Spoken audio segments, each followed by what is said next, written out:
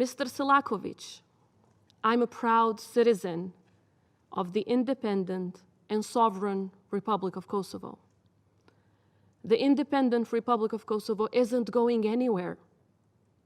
It's better that you face this reality, and it will be better for all the citizens of Serbia as well, so that they can see a future forward, a future in peace, a future in stability, where their leaders do not wage wars and instability any longer.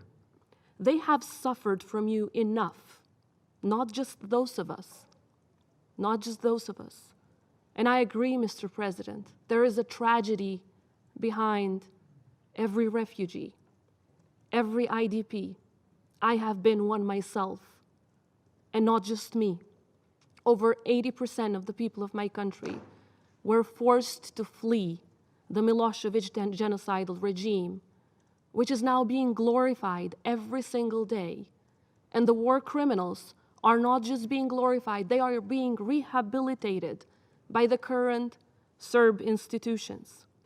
But since Mr. Selakovic is abusing the time to speak in front of you today to abuse the names of Serbs, the citizens that I proudly represent, the Serbs of Kosovo, Albanians of Kosovo, Turks of Kosovo, Roma of Kosovo, Ashkalis of Kosovo, Egyptians of Kosovo, Goranis of Kosovo, and everyone else who is welcomed and is living peacefully in Kosovo, let me perhaps also mention some names. Let me start with Lirie Muçoli, 6 months old. Lirie, her name means freedom.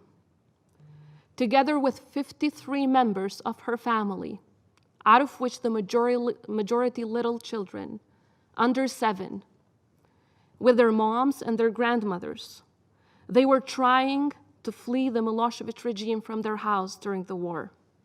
They were not allowed by the military and by the police, that at that time were taking orders also by the Minister of Interior, now turned into Speaker of Parliament in Serbia, the Minister of Propaganda, now turned into President of Serbia, and plenty of others. They were returned back to a little room in their house where they were first all executed, 54 people, most of them little children. And as if that was not enough, they turned back and they burned them down. While some of the little kids as young as 2 were still alive, injured but still alive, they were burned down alive. And as if that was not enough, they returned again to burn them down for a second time.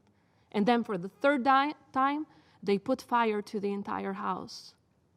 If you go to that house today, Mr. Selakovic, and I invite you, as the President of the Republic of Kosovo, to go and kneel, because that's, in the words of Willy Brandt, that's what a human being does when words can do no justice, to kneel in front of this grave.